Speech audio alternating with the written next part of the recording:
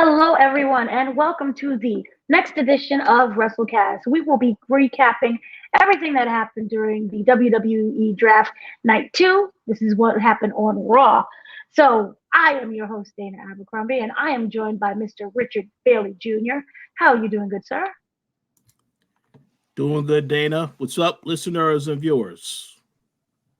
And I see your name is just editor-in-chief. So disappointed you didn't even add a nice little hashtag subtitle thing. Absolutely 100% correct. And we also have Mr. Danny Martinez. Got that last name right because you wrote that down. Yeah. It's all right. Yeah, thanks for having me for the second round or the second night.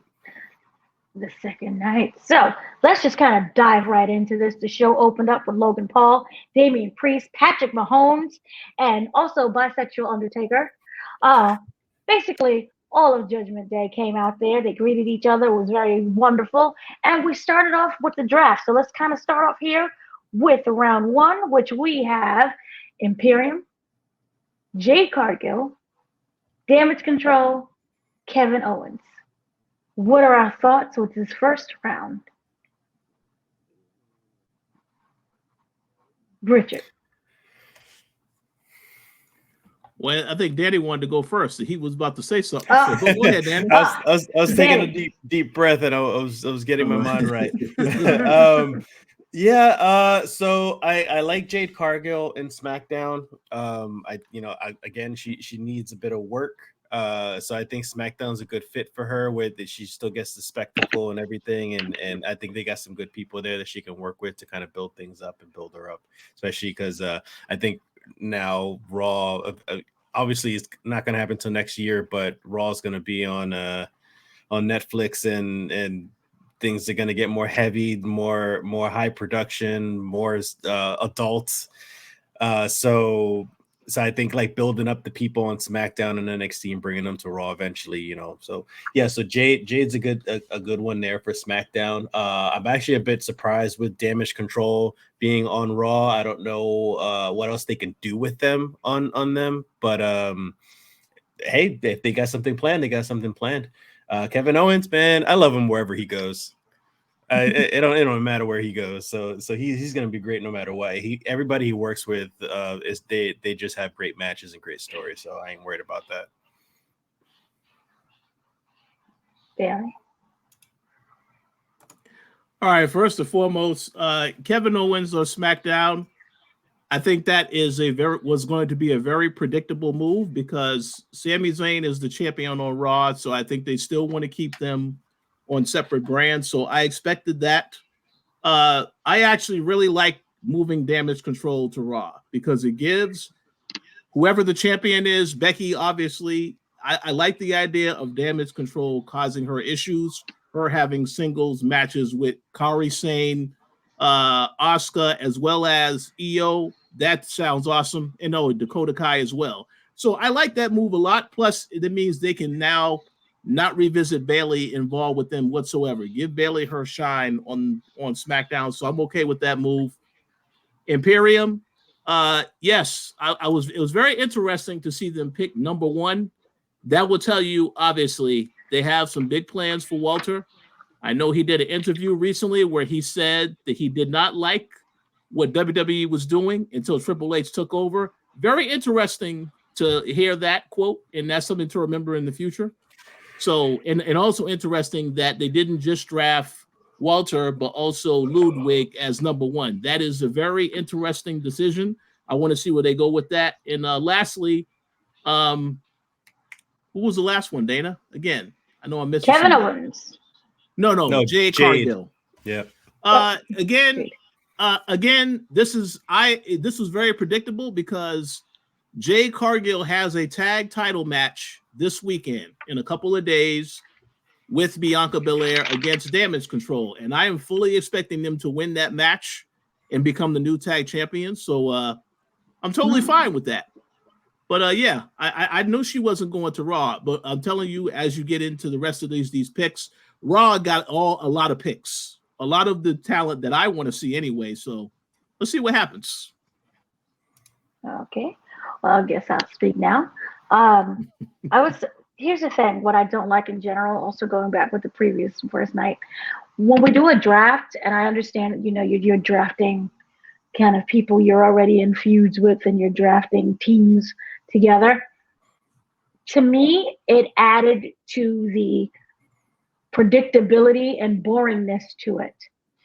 For me, when I think of a draft, you don't know where you're going. You don't know what happened.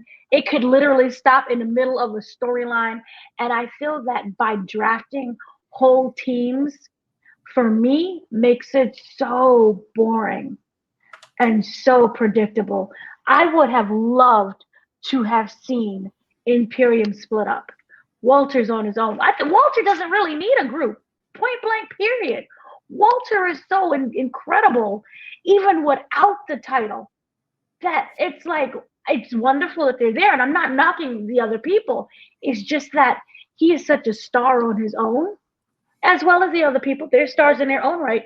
He doesn't need to be in an Imperium. Shake things up. Same thing with Damage Control. Same thing with Judgment Day. Same thing with everyone else.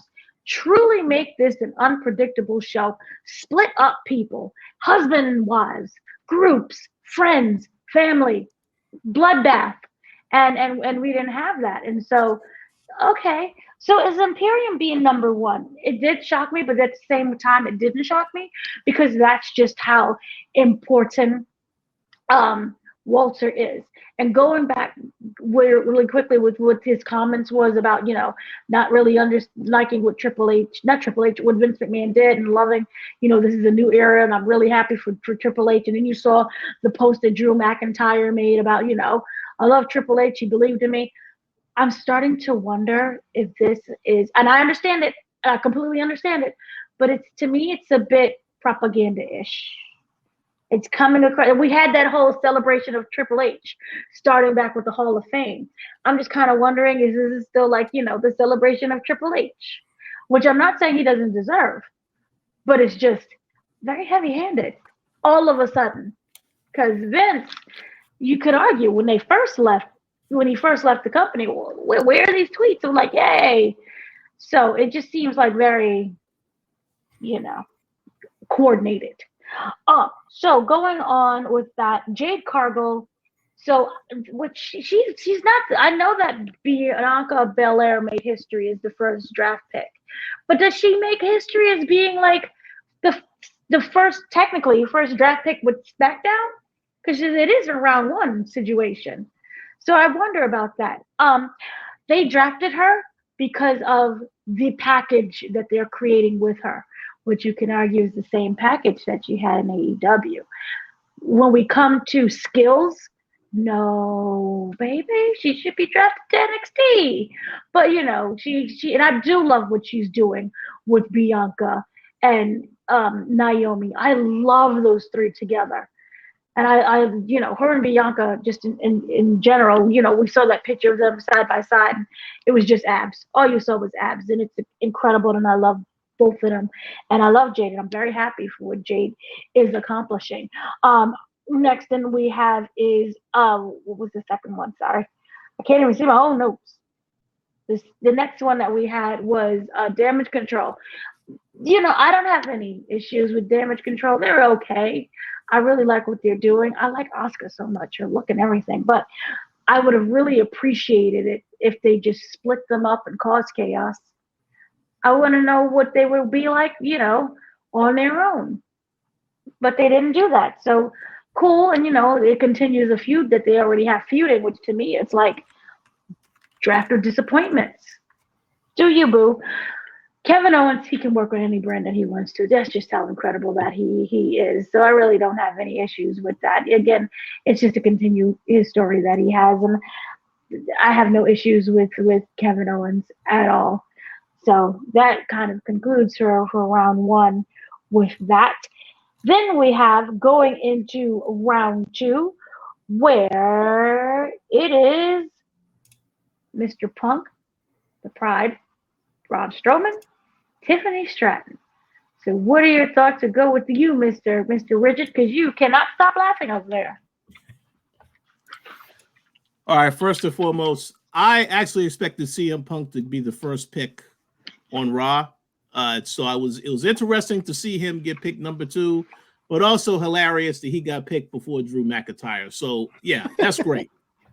I like CM Punk to Raw. That made sense. The Pride, which is Dana's favorite faction, staying on SmackDown. Very interesting, because they teased that Montez Ford wants to do his own thing, but again, like you said, Dana, not really taking any risk of splitting anybody quite yet.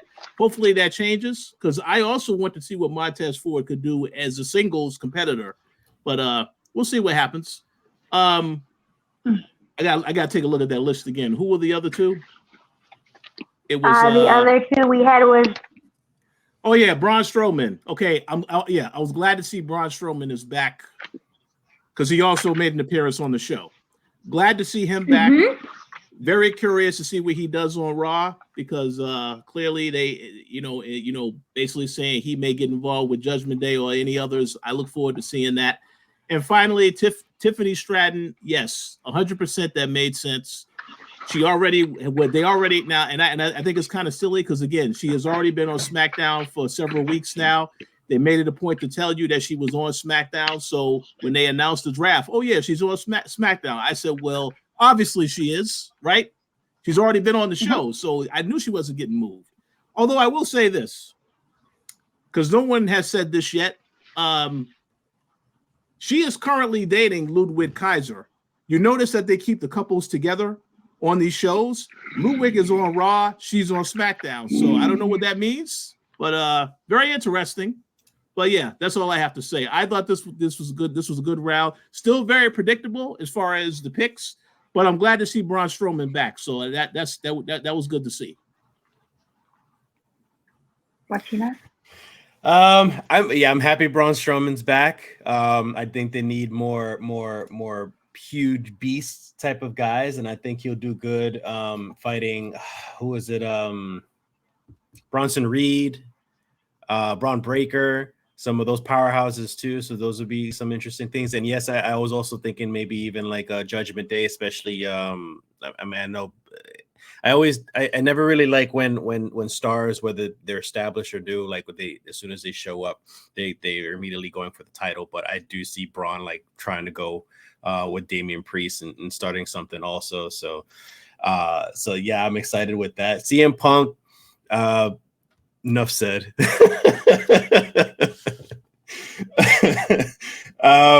With Tiffany Stratton, I don't mind it either way. I'm not crazy about her. I do find that kind of funny with the move and everything as well. They tend to do that, but when it comes to like I don't want to sound like disrespectful to them or anything, but like the small fry characters and stuff, it's not really that big of an issue when you want to try to keep couples together and stuff. But like it's like the big names and stuff where it's more like blatantly obvious, like keeping Seth Rollins and what's her name together in the same brand. Like that's like that can mess up potential like really good matches for the other brand when you're like pulling the two big stars together just because they're together. But yeah, this not that big of a deal. The Pride, I think I feel like SmackDown's a good fit for them. I hope they develop a lot more. Because poor Bobby Lashley, he busts his ass. He's freaking amazing, and I don't think he can really get a break with all these stables that they're throwing him in and the managers that they give him and stuff, and it just doesn't work out. So with the more charismatic guys that he's with right now on SmackDown, with the way it's all themed and everything, I think it fits really good. So I think it'll help. I agree. I completely agree with that. Here's my kind of take with the whole thing. CM Punk. I love that he was drafted to. Again, we're looking at overall. Look at the deal going forth with Netflix. I think that was a huge loss to SmackDown, obviously, because we do know that he is that draw. Wherever he goes, everyone follows. So I think that I wonder if Netflix had some kind of say within this, because remember during the previous draft, I believe right when they signed that 5-year deal with Fox, they specified people that they wanted on their show. So I wonder if Netflix requested CM Punk go to Raw for that Netflix number. We all know Netflix has a very huge audience. I just wonder how much say did they have? And I wonder in general with that, also, did that change some of who, say, Triple H and WWE itself wanted to draft, but they had to keep in mind Netflix? That's kind of, because they're pulling out billions. This is not like, here's $1. This is some money. So yay for CM Punk. I do not like the Pride. And when I say I don't like the Pride, I don't have a problem with them in general. I feel that these are people that can survive without being in a faction. And I'm starting to wonder if WWE has too many factions. Here's all the Black people, put them over here. Here's the Hispanics, put them in there. And it's really great. I want to say this. I love the representation. I truly do. And I wish that I had this when I was a kid growing up. But as you stated before, Bobby Lashley, powerhouse that can never catch a break, ever. What they're doing with him now is much better than what they had. Remember when he was with Lana in that situation? Remember his sisters? That storyline? So it is a vast improvement. But at the same time, I believe if you let him go and be free and let him truly, take the lead, he'll be perfectly fine. And I like what you said. He's able to have these big, meaty men slapping meat matches. And I would love to see that happen as well. So that what's really weird with the whole Angelo Dawkins, the Street Profits situation is I don't know if you watched it, WWE in Love, Bianca and Montez Ford, the reality show that they had on Hulu, they kept teasing, they want to split up, they want to split up, they want to split up. And Montez was, doing everything to split up. I really wish they would have capitalized on that and let, again, Montez fly and be free. I'm wondering, I don't know how Angelo Dawkins fares by himself, so maybe he is the one that needs to be in a group. Maybe it's him. So yay with that. Who else is in the Pride? It's just Street Profits, Bobby Lashley, and that should be B-Fab. Yeah. Is anyone? I mean, no disrespect, but is anyone checking on B-Fab? I kind of wonder if they should have brought back B-Fab to begin with. Like, losing Swerve obviously was a heavy blow. And I'm very happy that they lost Swerve because you saw what he's doing now in AEW. But is anyone really looking for B-Fab? I don't think so. So maybe they can team her up with Angelo Dawkins. They can be a team together or something. Do a bunch of intergender matches. But that's just kind of my thoughts on the second round. Everyone spoke, right? So just kind of backtracking because it was really kind of actually fun. We had the appearance of Stephanie McMahon. She looked lovely. So now I'm wondering, is she going to be fully incorporated back on the show? I know she's probably working behind the scenes, but are we going to see more of her in person? That would have been really great. I like Stephanie. She is a very good and very nice person too. And everyone in the back loves her. So that's great. Also, on top of that, they did have Logan Paul and Speed, who came out to make the announcements. So, everyone who's friend with Logan Paul is making an appearance. And they also introduced Patrick Mahomes. Now, this one was absolutely cute. R-Truth came out and he got confused again. He's a treasure. He thought this was the NFL draft. So I just want to say that he was the highlight of everything. I love Truth so much. So we're going to move on to the next round, and that is going to be. Is it not showing? Yep. LWO, Legado del Fantasma, Drew McIntyre, Shinsuke Nakamura. So, Danny, since you said yes, What are your thoughts? Man, LWO is in a weird place right now. I love them, and of course, be Latino. I love the representation. So I'm glad like LWO's back and they're doing really well. But I don't know what they are gonna do on Raw. I would maybe think like do something with the tag titles. Feud, or again, we always go back to Judgment Day. Maybe do something with Judgment Day. Like Judgment Day is always the focus, big time. I mean, that's a good thing. Yeah, I'm just thinking stable. I'm not really necessarily thinking in each individual person in it. But that's kind of like what I see. Drew, obviously, it's for Punk, and I find it funny that they do these drafts and they put, you know, Punk and Drew together, and we already know, okay, this is gonna continue forward more. They're gonna feud more and stuff. I would have loved for them to like throw us completely off and had Drew like go to SmackDown, or even CM Punk go to SmackDown. One of them go to the other brand. And then Drew is like, no, screw that.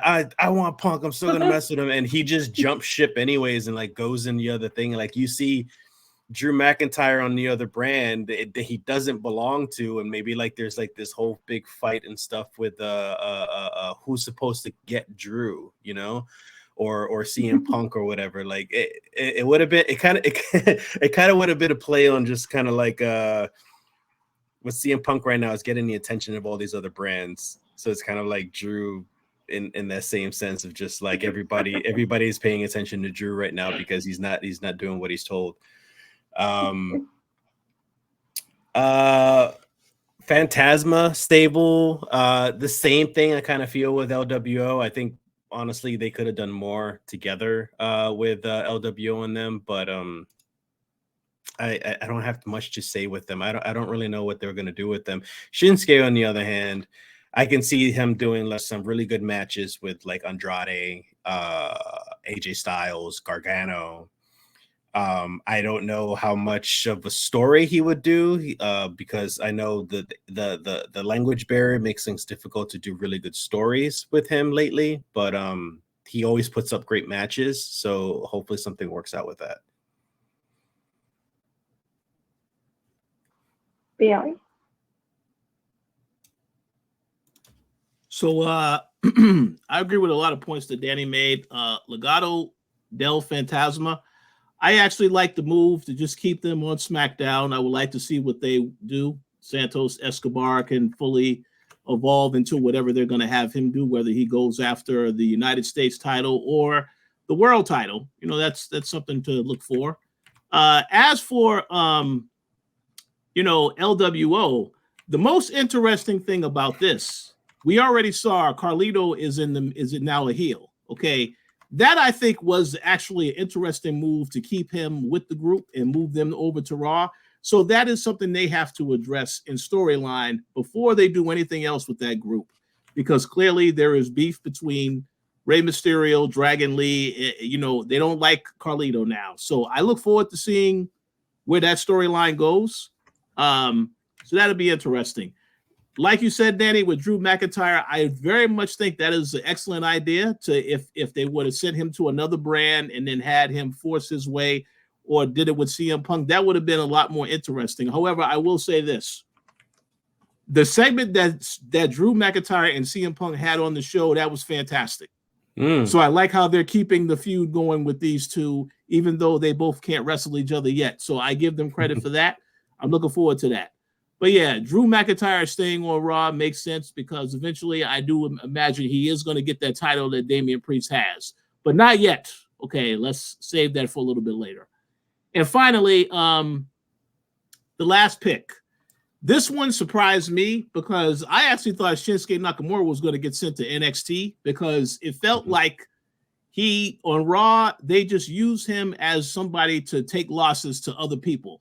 And obviously, when I looked at this trade, I said, oh, well, obviously, this is going to be another opponent for Cody Rhodes once again, because obviously this matchup he has with AJ Styles at the pay-per-view, this is not a one-off match. This is going to be a feud that lasts for maybe a couple of months. When you think about it and you look at the people on that roster, there aren't a lot of people that can go after Cody that are heels. Obviously, when Randy Orton turns heel, which will happen at some point in time, that'll be a big match that they can have, but they need other people to go after Cody. So I imagine this is why Shinsuke Nakamura was moved, because that's another opponent. Like you said, he could have other matches with other talent, and I do imagine he eventually is going to have a feud with LA Knight as well to keep LA Knight, in the mix. But I fully expect him to face Cody again. And I'm not looking forward to that because they had about 3 matches on Raw. That's why I didn't want to see that happen again.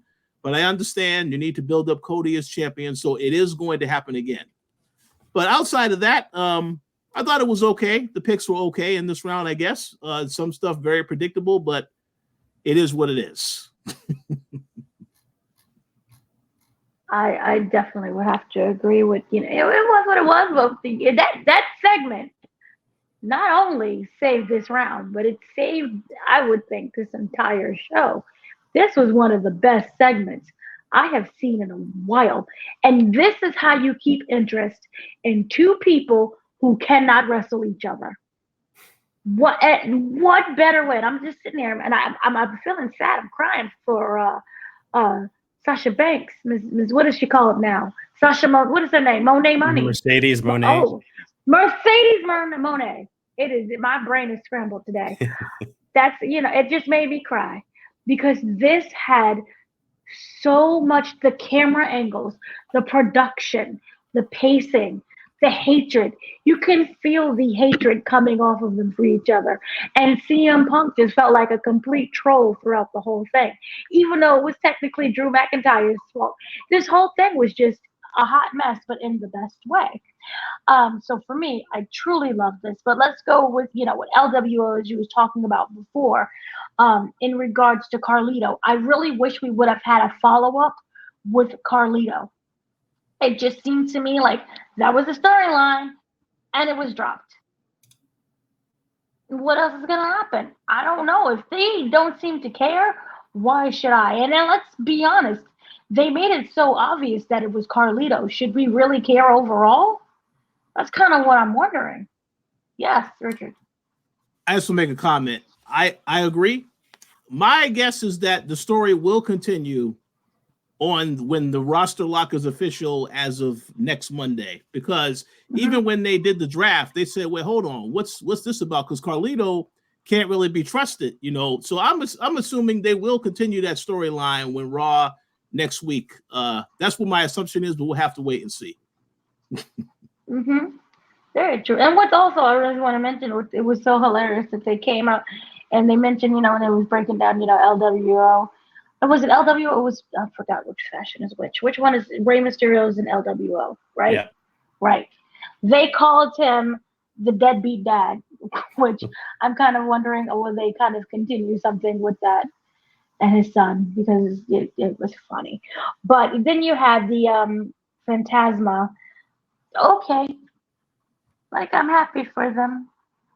They really haven't done anything for me to make them truly stand out yet. And then again, I'm wondering, do we have too many factions?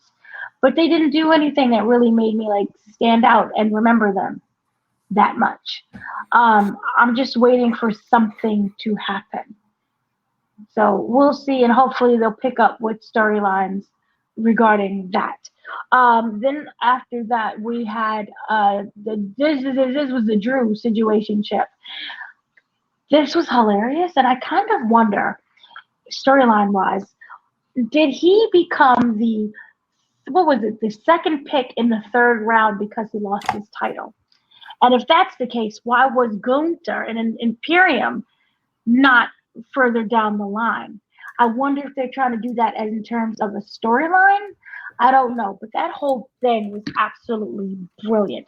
Drew McIntyre came out and was complaining that not only he was in the 3rd round, but the fact that they chose CM Punk over him in terms of the way how he was in the 2nd round and Drew was in the 3rd. That whole thing with how they went and added this shot with the rafters was amazing.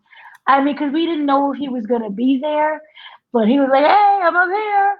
And he was just lambasting him. And then they followed Drew trying to go up to the rafters, but by the time he was up in the rafters, Punk was already down in the ring. And, he did that position where he sat down in the ring. And anytime that CM Punk sits down in the ring, we're going to get a good monologue. We're going to get some good storytelling. And that was just absolutely fantastic what they were able to pull off there. And I love that segment. And you could tell that the production value for me really started to pick up. It really started to increase. So I like that. Very much so. I'm not sure if I'm saying this this is when he did that huge line where he was like, he called him basically a little bitch. And that was like, oh, we're out of the PG era. Look at what he said. So that was fantastical. And it makes me look forward to what they're going to do on Netflix, because there's no rating for Netflix. You can do whatever you want. Essentially, we're not going to have like blood and guts kind of matches, but it's going to get a little attitude-y. So I'm looking forward to that very much so. And then I might be in the wrong order for this, but I do know that they cut to, and this might be in the other rounds, but they did a backstage interview, and in the back they had Liv Morgan. If you paid attention to it, Liv Morgan came out of the room.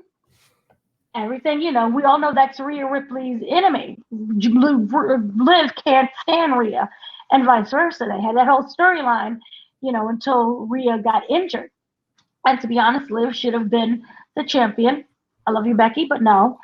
And now she's coming out, we wait a couple of seconds. Who comes out of the same room is Dominik Mysterio, who is part of Judgment Day. And I'm like, oh, does he have a new mommy? What is going on here? I don't know. Do you guys have any theories about what could be popping off between Liv and Dom? I think it's just Liv messing with her. I mean, they could easily do in a sense what they're doing with Punk and Drew is that Punk can't wrestle right now, so neither can Dom. Wow, I'm trying to think. No, not Dom. What's her name? Rhea. So Liv is right now just messing with her and sabotaging everything from within, to kind of just mess with her some more. Even though, yes, I know she dropped the title, and I guess Liv is more focused on the title, but it seemed like right now Liv is kind of focused on Dom. So I think maybe she's just kind of more obsessed with messing with Rhea some more, and we'll probably see more of that as Rhea goes through rehabilitation and everything, and she can slowly come back and still at least just be on TV. So I think it's more of just like a sabotage or like a revenge type of thing with her. Okay. Oh, yeah. Well, I personally think Liv Morgan will win that title. So don't worry, Dana. She will be champion. And what's going to end up happening is when Rhea Ripley returns, she eventually has her match with Liv Morgan. And in that match, Dominik helps Liv retain the title. I mean, I think that's where they're going with this. I do think that she can sabotage Judgment Day. And obviously, from the rest of the show, Judgment Day is having issues. Damian Priest did not like the fact that they lost the main event. They have been teasing tension for quite some time. So have her coming into the fold is very easy to rip things apart. But again, it's going to be a slow process because Judgment Day, that's still one of the more popular factions they've had in WWE. So they're not going to get rid of them entirely, but they're definitely going to have a lot of drama in the next couple of months. This is so fascinating to me because they were all seemed like buddy cozy when they had the opening and they showed Judgment Day with Logan Paul and everything was like peasy, cusy, whatever you want to say it. So that's really interesting. And then Dom is essentially allowing that sabotage to happen because it wasn't like, forcing him in there. He casually just walked out, not knowing he was on the camera. It was played very well. But at the same time, I'm like, oh, what's going on? I don't know. I'm looking at everyone sideways at this point. I don't blame Liv. I'm starting to blame Dominik. You know what's going on here with this situationship. So that was something. So moving on to round. What are we? Round 4. This is when we have Judgment Day. Naomi, Ilja Dragunov, Chelsea Green, and Piper Niven.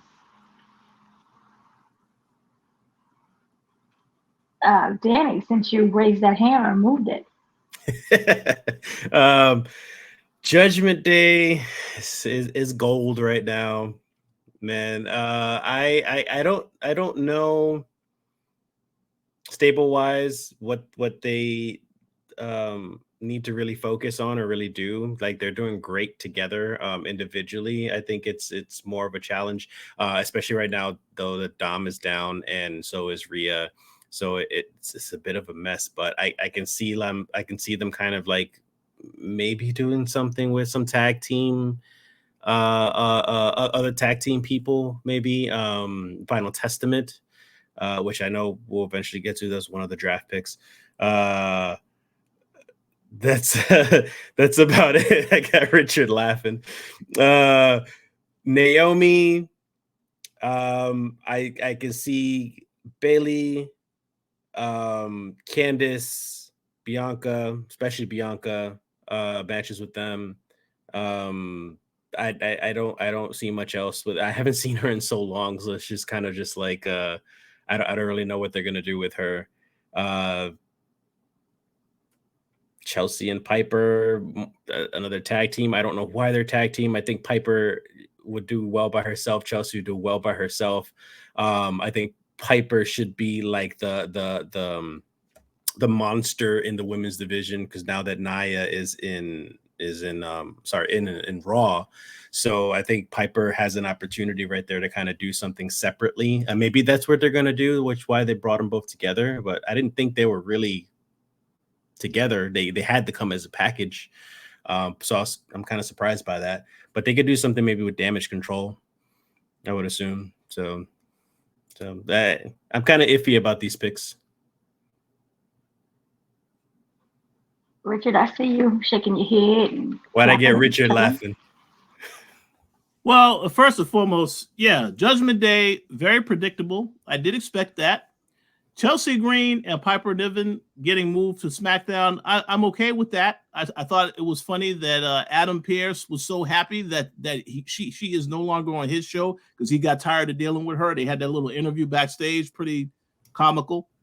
Who was the other one before I get to Dragunov? Who else did you say? Naomi, yes. Again, Naomi, predictable. Again, because she was already on SmackDown. My assumption is she would stay there. So I'm okay with that. Now, here's the interesting thing. Ilja Dragunov. I'm glad that he's on Raw, but I will say this. A couple of weeks ago, when Ava showed up to Raw, you had Dragunov make an appearance on Raw and have a match. And they said, the commentary said, he will be eligible for the draft. If me personally, I would have never had this guy debut on the main roster until the move happened. So it took the surprise factor out. But again, very interesting when they did the interview, he said, they asked him, how do you feel to be on the same brand as Walter? And yes, I will call him Walter. I know Gunther is the name. This guy's name is Walter. And he said it was destiny. Okay, I want to see where they're going with that. Obviously, these guys had a lot of great matches on NXT. And to go to a point that will be made later, there's another individual also coming to Raw that has a history with both of these guys. We'll get into that later. But I am curious to see what they do with Dragunov. You heard the report saying he's going to get a monster push when he gets moved to the main roster. So I want to see how that looks. But overall, I thought it was okay, but yeah, Judgment Day, predictable. Naomi, predictable. The other two, okay, but I am excited to see what they do with Dragunov, so stay tuned. I kind of agree with you a little bit. That's Judgment Day, you know. they're okay. They're the only kind of group that I'm okay with them sticking together. Just let whatever storyline that they have to do, just let it cook. It's going to be fine because it's a lot of infighting anyway. And I know I'm going to contradict myself. By them splitting it up, we're just kind of dead a lot of that storyline, and I don't want that to happen. So I'm happy that they're all together. And like I said, because it's all infighting, it really doesn't matter what brand that they go on. And again, they are going to Raw, so I'm wondering, does this have any kind of influence with Netflix? It seems like a lot of the bigger name people are going to Raw. So again, but I love them so much, and I'm kind of almost with Damian Priest. What people either don't know is that he's one of the first people to sign one of those big deals with Endeavor. You know, they are a talent agency originally, so he's going to have a lot of things that's coming out, movies, TV shows, books. That's going to be, you know, him. He's one of their first big signees since the merger. So whatever he has going, it's going to be great. So I do see him still being in control of maybe, especially his storyline, but maybe he might be whatever remains of the group. He would still be the head of it. So again, happy for Judgment Day. Naomi, I mean this in the best way. She was better off in TNA. I don't know what happened. When they had to call her up, they said it's very unfortunate, but she has to go back to WWE. I don't know what the situation happened over there. But to me, it just felt like ever since she came back, it's been womp, womp, womp. You know, I feel like they put her with Bianca and Jade to kind of give her more of that spotlight, which is unfortunate because she's wonderful as on her own. Remember, she was on Total Divas and she had all of this, you know, so many different storylines and people know her, and, you know, she was Trinity and Naomi and cool. But ever since she's came back, for some reason, they're just not putting her in the spotlight like that. She's been kind of like mid-Carter. So cool that, you know, it's meant to keep everyone together. I'm happy for you. Yay. This does mean that she's with Jade. Yeah, she's still with Jade Cargill and she's with Bianca. So they're all together, whatever. Then lastly, we have as you said, Ilja Dragunov. They had matches. They had good matches, and I mean, they isn't him and Gunther and him. I mean, they would slap each other to death. Like I was like, oh, someone is dying here. So this just makes me really happy because they tease that, you know, as you stated before. And so I was extremely happy. And what I loved when they cut to NXT was, you know, his reaction was just, they sold that so good, even though they already knew in advance. But they had that reaction, and then Shawn Michaels giving him that hug, like, I'm so proud of you, son. You made it. You know, I really, truly love that. But as you said before, they should have never had him on Raw because I was like, wasn't he already drafted? I'm confused. You know, so they really should never had that. They should have made it a big surprise, you know, but they didn't do that. But again, I don't care because we're getting more of that Gunther. So I'm there, I'm for it. And then we also have, what was the other people? I forgot my own people. Oh yeah, so Chelsea Green and Piper Nivens. Again, these are two people that I don't think really should have went together to begin with. You know, personality-wise, good for them, but they shined for me separately, and they're so vastly different. You have Piper is, you know, this powerhouse of a woman, you know, and then you have Chelsea Green. She's kind of a comedy wrestler. She gives you that entertainment, and it's wonderful there to give me whatever, great for them, but I never really liked them together. I think they both are perfectly fine on their own. The only sad part about them going to SmackDown is now Samantha Irvin can't say Chelsea Green, that little voice that she does. So I guess I thought they took that back. Weren't they allowed to do that again? They were, yeah. She announced her again. They were like, for some strange reason they took it back. We don't. Maybe it was like a Vince call. I don't even know whose call it was. It was a Vince call. Yeah. And I don't know why, because it was just so much fun having her announce it that way. But then it came back, and then now she can't say it, and I'm just sad because that was just really cute. But again, those two should have never been together in the first place. I don't know why they're there, but good for them. Yay! So then I'm kind of moving on. We have for the next round. Next round is round 5. New Day, Pretty Deadly, Lyra Valkyria. Whoa, Lord, I cannot pronounce that last name. Then we have Candice LeRae and Indy Hartwell. Yeah. Who wants to take this one? Go on, Richard. You unmuted. You win. All right. New Day. Yes, they pretty much stayed on Monday Night Raw as expected. What was the second one on that list again?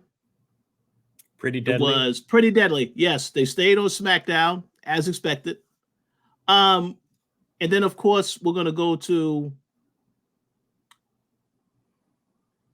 Candice LeRae and Indy Hartwell.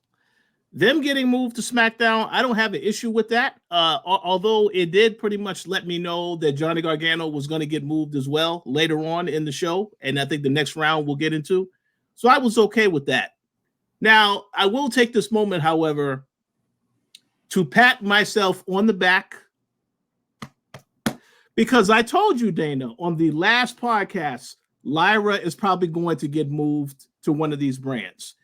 After the whole thing she had with Becky Lynch, and then the fact that they had her lose that title, and then she lost that triple threat match they had at the last NXT, I said, okay, she's probably going to get moved. So I actually was glad to see that, because when you made the comment earlier about not really knowing what they were going to do with Damage Control, this is perfect, because Damage Control goes after Becky Lynch. Now she has an ally in her corner to help her deal with Damage Control. So this is excellent. So yeah, I thought I was glad to see Lyra get moved up. I know some people said that they still think she could have stayed at NXT longer. I understand that, but listen, and now is the time for them to freshen up some of these people coming to the show. I'm totally fine with that. So I agree with that move. That was really the only surprise in this round for me. Again, New Day, very predictable, Pretty Deadly. I love Pretty Deadly. I hope they actually do something with these guys now that they're actually not injured anymore. But yeah, looking forward to seeing what happens from here. Oh, forgot I was almost muted. So I'm gonna be honest. I don't have much to say about Lyra, Candice, and Indy. That's mostly just because I haven't seen them enough. Well, maybe Candice more so than the other two. But I just don't have too much of an opinion, too much on them to form an opinion on them. So I hope they do good either way. I would have said the same thing Richard said about Lyra is like, maybe a little bit more time, because I kind of feel like that she was there for a short amount of time. New Day on Raw, they're gonna have some fun. I hope they have some fun with Awesome Truth. I hope they do something together. That'll be kind of fun, because having our truth with them would be hilarious. Pretty Deadly, SmackDown again. I'm thinking A-Town Down and Street Profits, they could do some stuff to kind of give them more of a push along with the Street Profits, to kind of do something big and also do something more athletic, some really good matches. But that's pretty much it from those picks. Okie dokie. So they're never gonna split up New Day, and it's just tiresome at this point. They make money. Do they? Are they still making money? Yeah. Because they're so stinking stale, and it's not even recent. They've been stale for a while. And if there is one group that needed to break up, it is New Day, or turn heel, or do something other than what they have been doing. I am bored. They are boring, which is odd because none of them are boring, but somehow they are boring. So I'm whatever. Ugh. pretty deadly. Okay, like, you said they suffered with the injuries and they're coming back together. We have to just see what's on the table with them. Again, they exist, so yay for existing.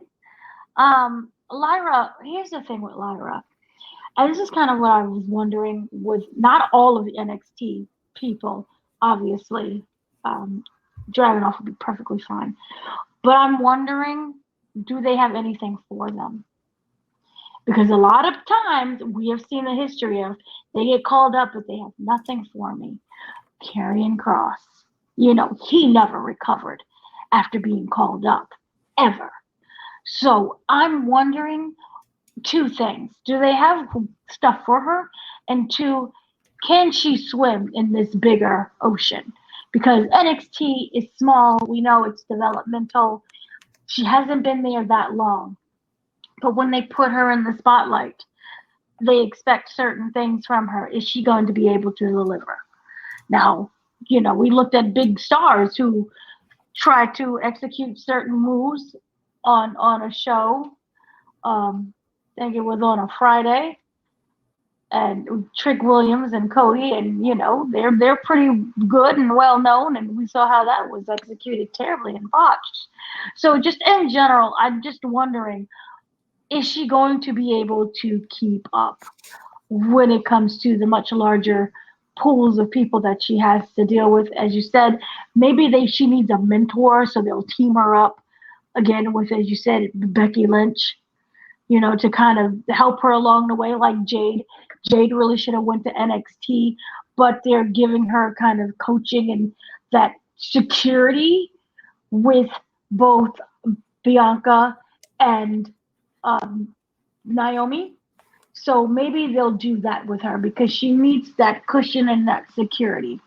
So we'll have to see how that happens. And then, with Candice, was that a finger to go up? You wanted to say something? I had a question, but I'll just let you finish if Oh, okay. Sure, okay. Then with Candice LeRae and the other one, who was the other one? With Candice LeRae and Indy Hartwell. Candice LeRae used to be, not sure if anybody remembers that. She used to have superb matches. We don't see that from her anymore. And it makes me incredibly sad because she was fantastic. There is a match that you must watch with her, the Young Bucks, and oh gosh, I think it's Joey. I can't remember who the guy was, but there's a match that they had that was so incredibly intense and very bloody. And I don't, obviously I'm not looking for like bloodiness, but she is a superb wrestler where she can really stand her own. And I just feel that ever since NXT and kind of what's going on with WWE, she's been watered down so much that it's like she's just another wrestler. And pairing her with Indy Hartwell, I don't think it's doing that great of a good for her. Again, Indy Hartwell, I can understand being paired with Candice LeRae, but overall, in general, I don't feel anything really big for the two of them. And I just hope that they do have some great feuds coming in. Danny. Well, first, when you were mentioning with Candice and stuff, I kind of feel like, so Candice did always put on really good matches, and I kind of feel like her only problem was that she didn't have the best character or personality or gimmick, however you want to put it. So she didn't have the whole total package, at least in my opinion. So I feel sometimes what people will do is put you with another person or another stable to kind of see if you mesh with other characters, to kind of see if maybe that'll help push you and stuff. So I think that's maybe my guess of why they would put Candice with her, to kind of help her along and push her a little bit more character wise, and obviously to help out Indy as well.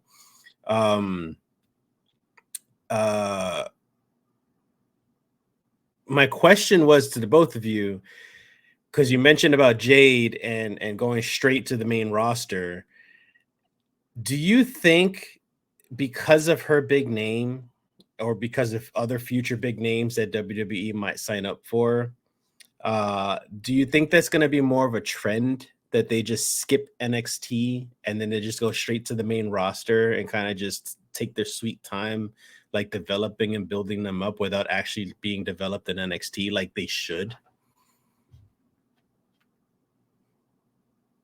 I feel like that's gonna, as a trend, that's kind of gonna happen. That's a Triple H thing. Oh, I think Dana, you wanted to respond to this first, Dana? Oh no, you don't. Dana says she has no response. Well, let me say this. I think it depends on the talent. We know that Julia is going to NXT first. So that is confirmed for sometime in July, I guess, when they have the Heat Wave pay-per-view. So I think it depends on who it is that they sign. They may consider moving that person to the main roster based on needs. I will say this though. If they do that approach, my recommendation to Triple H, if he ever sees this podcast, which he probably won't, he needs to send these people to SmackDown, because SmackDown got absolutely slaughtered in this draft. I'm looking at SmackDown. I'm like, who the hell is Cody Rhodes going to be facing? There's not that many individuals, and that means somebody is going to turn heel. So I want to see how they figure that out creatively. But right now, I would say, yeah, they're probably going to do this on a here's a famous quote. Maybe you'll understand it, Danny.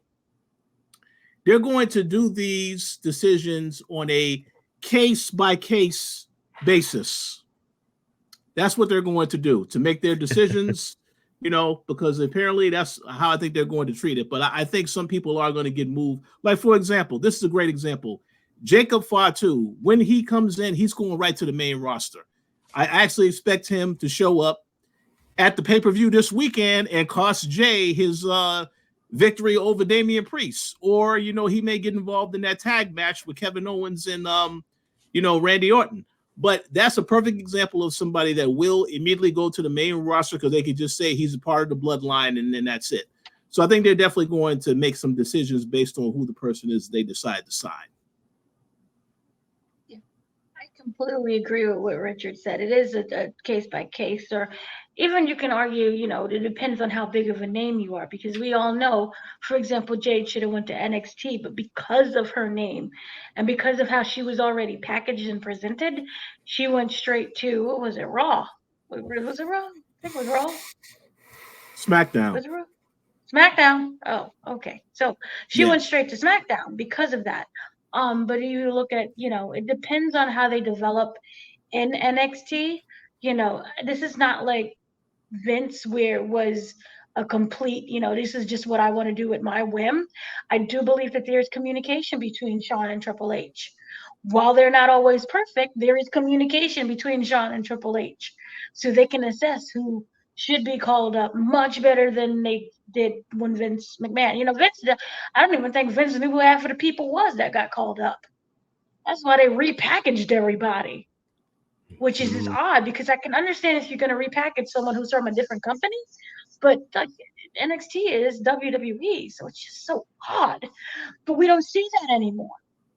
So I do believe that, as he stated, it is a case-by-case situation. And when Jacob comes in, he doesn't need that. When MJF comes in, he doesn't need that. But, anybody else, they kind of do need that. Ronda Rousey should have needed that. But, name. So we'll just have to see what really happens and whether or not these people can fly and float. And remember, there was that statement that was basically released saying they will give you 5 years to improve. And if not, you're getting cut. And while we saw what happened with the recent cuts. These were people that really didn't stand out, except for Cameron Grimes. Cameron Grimes, again, never really got that opportunity. But, other people that did get cut, they never really stood out. So there you go with that. So I wish these NXT people the best. You got 5 years to figure this out. And it could be wonderful. And again, it's not always their fault. It's also would have to do with the writers. We're creative. What do they have for them? So I hope we're just not drafting people to just draft them. Yeah, we'll see. So we're going on. This is going to be, I think the last round is round 6 this time. And here is what we have.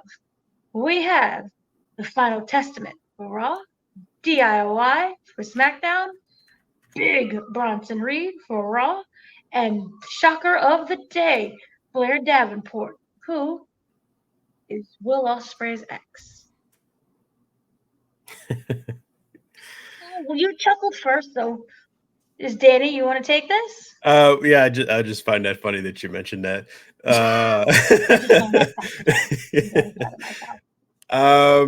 DIY, I always love them. I'm glad that they're back together. I hope they do another feud together. That was a lot of fun. But sometime in the future. But I mean, there's tag team opportunities with them, so they're good where they're at. Final Testament's kind of the same thing. I'd love to see something with them in Viking Raiders. It's two big guy tag team type thing. The Bronson Reed thing with Raw, I mentioned before earlier in the episode about Braun Strowman and Braun Breaker having some big guys on Raw. So he's got some opportunities to kind of like dominate. Aside from fighting the big guys, he's got opportunities to dominate. That's pretty much it. Blair, I'll be honest, haven't seen her many matches with her, so I don't have too much of an opinion with her on that. So I'll leave it at that. Okay. Big Bronson Reed fully expected that because he said that he wants to go after Sami Zayn's Intercontinental title. And that was a nice.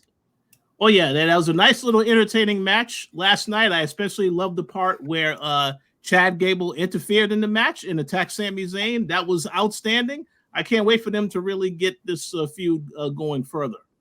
DIY, this is great for Johnny Gargano and Tommaso Ciampa because they probably needed to move to another show. Felt like they run their course on Raw because they were on there separately and as a team for a while, so I'm okay with that. Now, this is where some criticism comes in, okay? Let me start by saying this. I like Karrion Kross. I like the wrestler that plays Karrion Kross. I love the fact that he's such a huge fan of video games because I know he had a post on Twitter where he was asking people what their favorite games were. His actually is Cyberpunk 2077. All that is great, okay? But Final Testament is the absolute joke, all right? Tonight, AOP had a tag title match for the NXT title. They got rolled up and pinned. So I don't take AOP. I don't take AOP seriously whatsoever. Obviously, now let me start and say this.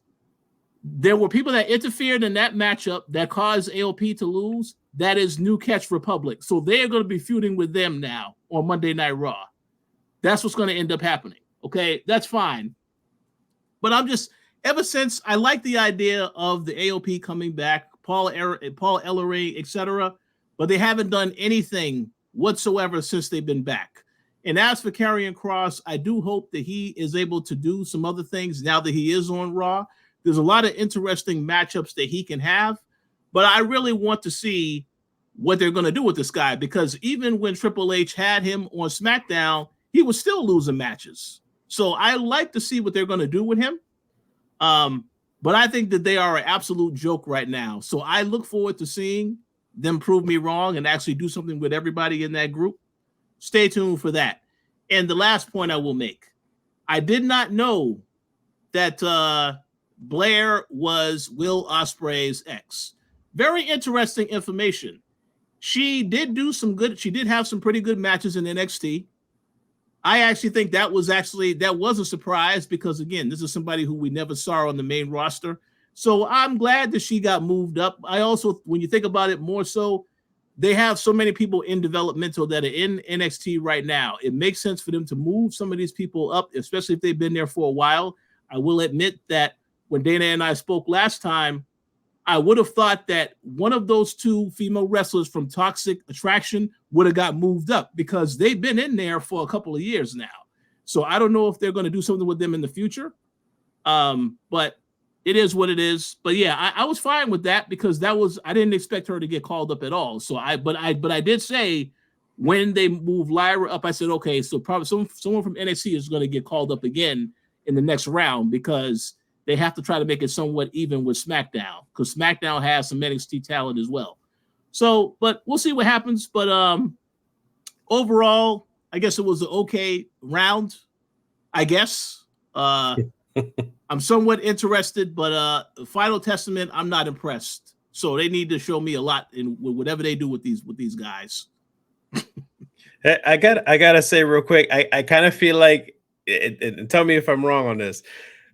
Part of it, I feel like it's Vince's fault, because Vince hates stables and hates tag teams, and he did nothing with them for the longest time. And anytime he didn't do anything, he just, drilled them into the ground. So like now they're not seen as like these dominating force like they used to when they first started off in NXT. So I completely understand where you're going with that. But like for me, I still have the perception of like they have so much potential. Like they can do so good right now. They need work on the mic for sure, but their matches are great, their presence is great, their moves are great. Like just everything is awesome about them. But like I get where you're coming from. I agree 100% on AOP. And I also agree that it is Vince's fault as far as what happened with Karrion Kross. Because we all remember when Karrion Kross made his debut and lost in his first match on Raw, everybody was talking about that, right? And that kind of like you destroyed the character before he even had a chance to really get his footing in the brand. So I want to see what Triple H is going to do. It kind of feels to me like Triple H had a conversation with him and said, I will do you better than Vince did, and that's why he moved him over. So I definitely want to see what they do with Karrion Kross, and I do not expect him to lose that first match that he has on Monday Night Raw, whenever that is, next week or whenever. I completely agree. And then also, remember the girl who was drafted on SmackDown, who was from NXT? Yeah. That we talked about right? She originally made her debut on AEW, and they never signed her. Blair Davenport? No, not Blair, the one that I told you that was on Friday, who got called up from NXT. Oh. I don't know. I forgot who that was already. They got called up on Friday on the SmackDown show? Called up. Yes, that would be SmackDown. But I don't know who you're talking about from NXT. Okay. Well, it was, but I don't have the name up. Not Tiffany Stratton. Tiffany Stratton was already on SmackDown. No, not Tiffany Stratton. She was already there. All right. Well, I'll look at that list later. We'll see. Okay. So anyway, my thoughts on the round 6 is, as you kind of alluded to, we all knew that, Vince didn't like tag teams, which is why FTR left. I mean, that was the whole thing. We wasn't being seen. We're shaving each other's backs. WWE is not a place where tag teams they can survive and thrive. And clearly we are seeing that is not true with under the Triple H brand, that they're very much alive. So with New Testament, the Final Testament, sorry, I really feel that AOP should just really be on their own. They're too big and powerful of a team to be stuck with everyone else. And again, it's what's sad what happened to Karrion Kross, but how he's written, he's not winning anything, and therefore it doesn't make me care. So I really do feel that AOP should just separate and let them be. They was perfectly fine by themselves with each other. And I really don't know why they just stuck them in this group. It seems like everyone who they really didn't have any plans for, they just, let's be a team. I don't like that. Yes, Richard. I just want to make a comment. I don't want to interrupt, but I just want to make a comment because when you mention the team could be good, I got triggered because I'm thinking to myself, the only reason why AOP is with Karrion Kross, this is to make Karrion Kross look more intimidating as a heel.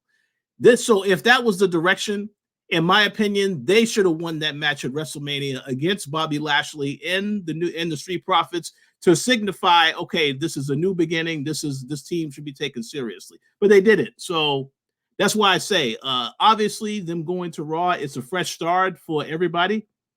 So I want to see what they do with that. But I just was going to make that point.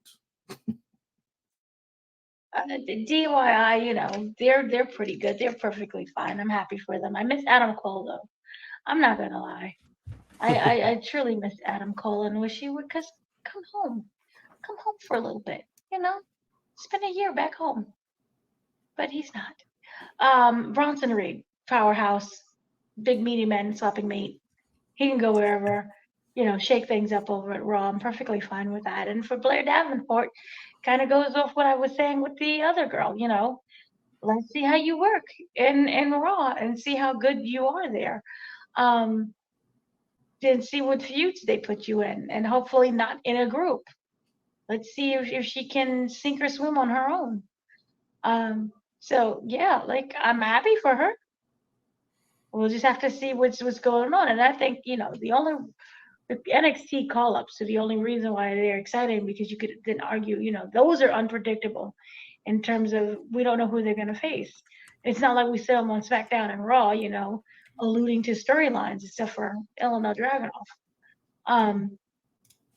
But with this, I'm kind of excited for that to happen. And I kind of wish there was more NXT call-ups, but I just don't know who else you would call up. Yeah. So I agree, and I'm going to talk about the supplemental picks afterward. But let me just make this comment. In my opinion, if I was to look at this draft, while I do like some of the moves that were made, overall it was disappointing because they made it seem as though NXT was going to be involved in this draft. It was just people from NXT getting moved up to Raw, SmackDown. You never saw anybody getting moved to NXT, which I don't like, because clearly there are some people on that main roster that need to be repackaged or whatever. They can go to NXT, because when you look at NXT, again, it's the same issue with, like I saw the show tonight, I'm thinking to myself, Trick Williams is champion. Who the hell is he going to face now that he's champion? And then you have, it doesn't make any kind of sense to me. So I would have liked to have seen them have NXT have more of a presence. Maybe that's something they can consider in the future if they decide to, instead of just sending people from NXT to Raw or SmackDown. But it is what it is. But we'll see. Do you want me to talk about the supplemental? So, ladies and gentlemen, if you're watching this show, I don't believe that Danny or Dana know about any of these picks. So we're going to be getting their live reaction now. Okay. So let me start off with, and again, some of these are very predictable. There is one surprise I'll get into, but let's talk about first and foremost SmackDown. All right, because I'm going to start with that, since clearly this is the show that they really don't care about some of the people that are on the show. 3 people were sent to SmackDown. Okay, after Raw went off the air. So first and foremost, Giovanni Vinci, who was a part of Imperium. Now he is going to have a singles run on SmackDown. Next to him, Tegan Nox, another individual who I haven't seen much of on Raw as of late. Now she can be on SmackDown and she'll have her chance at Bayley and others. And then finally, this other pick, and Dana's going to love this one. All right. Apollo Crews is now on SmackDown. Yes, Apollo Crews. So I guess that this is somebody that Cody's going to be facing in matches. I guess he's going to be used on mid-card matches as well as world title matches. I don't know, but those were the 3 picks that went to SmackDown. So do either of you have any thoughts, surprises about any of these picks? Dana. Well, what's the first one?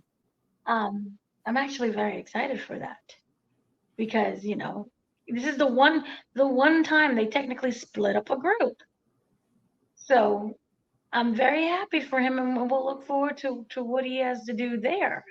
So yay for that. Apollo, I'm happy he's not in a group, so that's a plus. We'll see who he has to end up feuding with, but I think because WWE has never really made him that big of a star, he kind of just exists for me. And I really hope that they're able to build him up because he is a star. You know, it's not like he's, you know, someone who doesn't really have it. He has it. He's just really waiting for that opportunity. And I do hope that that opportunity comes. In terms of Tegan Knox, I'm excited for her because this, you know, again, we don't know what this means. And she's a great wrestler as well. She's, you know, she holds my attention. And so I'm really excited that she is able to move to that brand. And then what was the other one? Did I skip someone? That's it. Just those three. Oh, that's it. So yeah, that's just kind of my overall thoughts. I don't know why they started, you know, naming people after the draft situationship. Well, you know, I didn't like that either, and I will get into why that is when we get to the other half of this. But let's go to Danny first. What did he think about these picks? Did you love all of these picks, Danny? I think it's not a good sign that they didn't televise this stuff. Like, it's just kind of just like, all right, we just need these people in these parts of the rosters, and that's pretty much it. But with Giovanni, I find it strange that they split him up when they could have had Gunther by himself and then kept the other two as a tag and still excuse me, and still, I guess, call themselves Imperium as a tag team. So I maybe they have plans for him specifically. I don't know, but I just find that really strange that they just only split him up and the other two are still considered Imperium.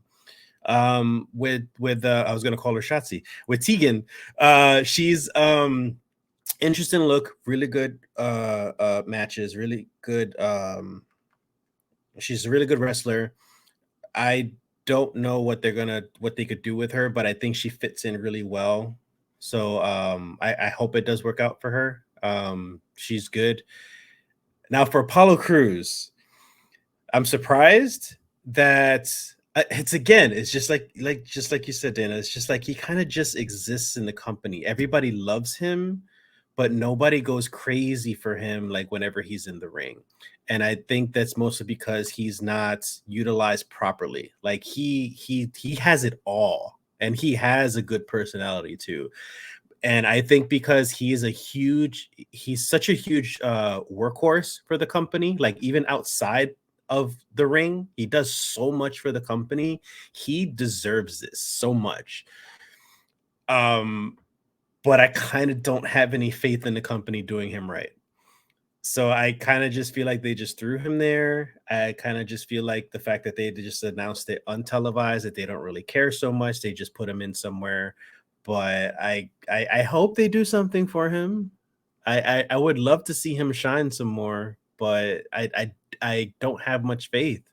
And I don't know why. I don't know why that is. Like, I like Apollo Crews, and it's sad to see him. You want to know the biggest thing that I remember Apollo Crews for? Sliding under that mat. Like that wasn't Apollo. That was oh, I'm sorry. Oh, that was Titus. Yeah, it's Titus. Sorry. But well, they still played it 15 times. Yeah. Oh yeah. I remember that. I'm sorry. Yeah, I did get that mixed up. But yeah, I don't see much going on with him. I don't have any faith with him. So therefore, you don't remember him for nothing because you thought you confused him with the other black guy. Well, no, I confused the slide. The slide was that. You saw two black people and was like, they look alike. Yeah. All look alike. Yeah, sure. By the way, that individual you're talking about almost didn't get drafted anywhere. So that's something to consider. I thought they were going to push almost too. He'll probably be around, make an appearance or so on either show to help whoever they are focused on get a win. That's probably how they're going to utilize him. So let's go to the Raw side of things. And obviously, let me start by saying Raw had 6 acquisitions. Okay. Not entirely 6 because some of these are tag teams. So let me start off with, well, first and foremost, because I'm going to talk about each one very briefly. Let's talk about some of the ones where I question. First and foremost, Odyssey Jones. Now, I'm sure y'all remember this individual because he was drafted last time from NXT to SmackDown. This guy has yet to appear on either show. So I don't know what the hell they're going to do with him. But hey, he got good friends over there in WWE that they keeping him around. So let's see what happens. Let's go to Natalya. She is returning to Raw as expected, right? No surprises there. Kaden Carter and Katana Chance, they are returning to Raw. No surprises there. This is different. New Catch Republic, Pete Dunne and Tyler Bate to Raw. I made the comment earlier that I think it's very interesting that Dragunov is on the same roster as Walter. Let me add Pete Dunne as well, because Pete Dunne had a hell of a lot of matches with Dragunov as well as Walter. So I look forward to seeing what they do with him. And let me also add, I am a Tyler Bate fan. I'm glad that this guy is finally out of NXT and on Raw. So I'm glad to see that. These two here are very interesting. The Creed brothers. And to go to the point that you said earlier, Danny, about you didn't understand why they didn't televise that. If I am a writer for WWE, I would make the Creed brothers angry because there's already, speculation that there's going to be a stable with Chad Gable and the Creed brothers. They need to be angry that they were not televised at all. They weren't a part of any of the stuff on the show. I think that'll be a very great storyline that they could tell. But yes, they got drafted. And then finally, and in my opinion, I was happy with this one because now, and again, there's a lot, and I'm surprised that y'all didn't see this on social media because it was all over social media before WWE announced it. Dijak got moved to Raw. Now, let me say this. There was a video circulating online of them announcing in the NXT room where he got pretty much moved to Raw. He got a huge ovation from everybody there. And they had an interview with him saying, Retribution is over. T-Bar is over. Now it's Dijak. It's my time to take over Monday Night Raw. That was fantastic. I'm glad that finally this guy gets moved to Raw, not under whatever stupid ideas that Vince has for the character, but it's the actual guy himself and the name that he has in NXT. So, what do y'all think of those picks for Monday Night Raw? I'll go then. In terms of Dijak, this is what I was wondering about. Remember when I stated, I wonder if this is kind of propaganda to separate. This is no longer a Vince thing. We're Triple H now. The fact that he even brought up Retribution, we all know who was responsible for Retribution. Yeah, it wasn't Triple H. So I'm wondering if they're saying to us, hey, all of those storylines and factions that came from that other guy, we're no longer doing that. We're new here. I'm going to be my own person here. That person held us down, but now I'm free. That's to me what it felt like, because there wasn't really any necessity for that announcement. It kind of sounded like I was doing things that I didn't want to do. But now I'm my own person now. Also, going back to the Chad Gable situation, Chad, later will possibly team up with the Creed brothers. It would have been really interesting because we saw Chad Gable get completely ambushed by Sami Zayn. It was Payback. They have that feud going on. Wouldn't it be wonderful if we would have saw the Creed brothers, what's going on over here? After we see Chad on the floor and the Creed brothers come into frame and pick him up off the floor, because he was just down there for a good minute after he got, beat up. Not even beat up. He just got punched in the face almost by Sami Zayn. He popped him in the head. It would have been great if that was like a surprise moment for them to arrive on the show. And then that way, it would have been like, oh, look, they got drafted. And again, that should have been on the TV. So we would have seen that. Natalya, I feel, she always gets the short end of the stick. Natalya is, for me, the backbone of WWE in general. She trained so many people. Her and TJ, they're training, and she's one of those company women. And I really think we should reward our company women and men And she definitely deserves more. She deserves to be in a big feud. She deserves to be, you can even argue, headlining WrestleMania, because she's been with the company for so long and she's done so much for the company behind the scenes. And I truly do hope, she's trying to get her family's life story made kind of in lieu of that whole Iron Claw situation. So I really do hope that they are able to do that and she shines more. So maybe with this call up, they'll have something for her and it'll be much better than what she's done before. I hope so. So we'll have to see, with that. And am I missing anyone else? Yeah. Is there anyone else that you stated? Odyssey Jones, right? That's one of your favorites. Who is that? NXT. This guy, well, he hasn't been active. I feel like he hasn't wrestled in like 2 years. So maybe he does for a while. And that's the sad thing with NXT. You're not a name yet, so it can be like, oh, I really miss you. Everything kind of moves really fast over at NXT. So, yay for him getting that call up. And the other ones were Kaden Carter and Katana Chance. Oh, okay. Yeah. Good for them. They're on Raw. Yeah, there you go. That's right. Raw. There you go. Good for them. So let me make a quick comment first before we go to Danny. Let me just say this. If you are a sports fan, you follow, drafts, whether it's the NFL, the NBA, 9 times out of 10, sometimes the people that go last or that feels as though they were forgotten, something big happens with them later on, and everyone now will recognize their stock. That's why I think the Creed brothers, that name sticks out to me. I think Dijak sticks out to me also, and I think that I'll be curious to see which of these individuals are the ones that do end up becoming the MVPs of this particular final supplemental drafts. Yeah. But go ahead, Danny. What are your thoughts on these pickups from Raw? Not too much with a couple of them. Odyssey Jones, cool, another big guy. Along with her. I was trying to look through like the actual roster because I'm trying to see like how many big guys they got. They got Braun, they got Braun Strowman, Braun Breaker, Bronson Reed. I guess if you want to count AOP, you want to count Gunther, like they got a lot of big people out there, like some powerhouse players. So that's going to be interesting. Odyssey Jones kind of reminds me a bit of Sexual Chocolate Mark Henry type of character, not character, but like the physique and everything. So that's kind of cool. I kind of miss him.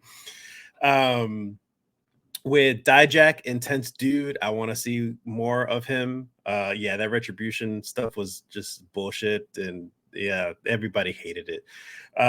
Pete Dunne, I'm a big fan of Pete Dunne, so I'm happy with him moving on up too. I think he needs to work more on his character a bit, but wrestling wise, he's freaking awesome and perfect, and his technique and all that, he knows how to put on a show. I think my biggest opinion is Natalya. And it's kind of like the same thing I feel like with Apollo Crews and like even AOP. It's just like they have so much potential and they just always get misused.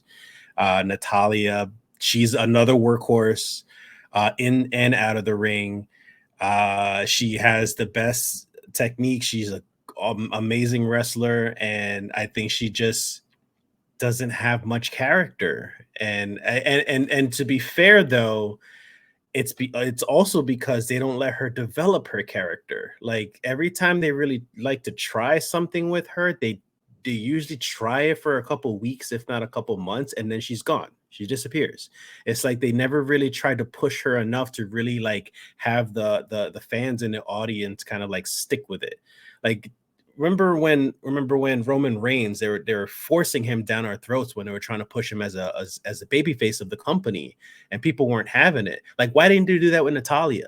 Like, why couldn't they do that? Like, so it upsets me that like another one again, untelevised for someone like Natalya, and I hope they have something planned for her because she deserves the world right now.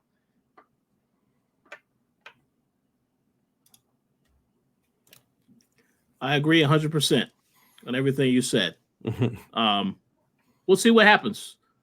But now I'm going to shift back over to Dana. As Dana is the host. So continue, Dana. I may be the host, but you are the most. Yeah, so basically that wraps up night 2 of the draft. The draft is officially over, which would have been interesting if we would have had an NXT. Then that way we could have, that would have been a really great move so that we can have, we alluded or thought that, that means Raw and SmackDown would go to NXT. So that would have been really nice if they could have had their own little show and be like, hey, look, you have to come here now. Haha. But that never happened. So yeah, so that was basically the end of the entire draft. It was okay. Night 2 for me was better than night 1, but overall it was just disappointing. We'll see what happens when everything is in place on May 6th, because that's when everything locks. We'll also have, the backlashes coming up, so maybe that'll end a lot of the feuds there. And we can start anew, and something else will happen. So is there anything that you would like to plug, Mr. Bailey Jr.? I don't have anything personally to plug. I will make a comment, but before I make the comment, I'll just say, a lot of reviews will be getting posted on the Koalition, some other things being worked on behind the scenes, so stay tuned for that. As for my wrestling-related comment, very glad, very happy to see Wesley is back in NXT. I want to see what happens with that because now they have him going up against Oba Femi. So that's going to be interesting. I'm surprised they just have him come right in and go after this guy. That'll be interesting. But yeah, that's pretty much all I got to say for now. We'll be watching Backlash for sure this weekend. See what happens in Paris. Mr. Martinez. Working on a game review right now. Should be hopefully completed by Wednesday. So maybe we'll be up by Wednesday or Thursday. It's No Rest for the Wicked. Keep an eye on that. And check out the Koalition YouTube website, YouTube channel. They got Koalition Entertainment, Koalition, and then Koalition Gaming. And I got a couple of videos up there in the gaming channel. If you guys are interested in anything about Destiny or about Helldivers 2, I'll talk about that. But yeah, there's a review coming up soon for No Rest for the Wicked, so check that out. Okay, and as for me, we have a ton of reviews and interviews that are happening in regards to wrestling. We're going to be breaking down everything that kind of occurred with The Rock. There was a big expose that was revealed about The Rock and, him constantly being late and ballooning a lot of studios, and we're going to break that down. Also, Becky Lynch book, we'll talk about that as well. And there are some other things that are popping off over at AEW. We have that really big thing of what's going to happen on Wednesday. We're getting a general manager because, Tony Khan's neck is almost broken. He feared for his life. So we have to see what happens on Wednesday. We all know that it's going to be Kenny Omega. There's been maybe intentional, scripted infighting that's been kind of going on over in AEW. We have Cody Rhodes mentioning some things that kind of allude to the Young Bucks and some friction maybe that's going on, and when we have Kenny Omega's comments, but I'll be talking about that as well in terms of the entertainment part. We do have upcoming more of the Idea of You interviews. We have Doctor Who. I'll be going to doing a bunch of interviews with the Doctor Who, the new one, which is a lot of fun. There is Star Wars. I got approved for an upcoming Star Wars show to interview the cast, which I am excited about. That should be a lot of fun. And there are a lot of other things that are currently on the plate. So just stay tuned to both the Koalition and over on the Koalition Gaming and the Koalition Entertainment channel, which is this channel that you're already watching. And we'll see what's going to happen later on in a couple of days. There's a lot of things that's been cooking up. So once again, my name is Dana. I want to thank Danny Martinez for joining me and Also, Richard Bailey Jr., thank you so much for joining as well. And everyone have a great day, afternoon, night, whatever time you're watching this, and enjoy Backlash. Hopefully it's good. We'll have to see what's going on. It's in Paris. So, oui. And we'll talk to you guys later.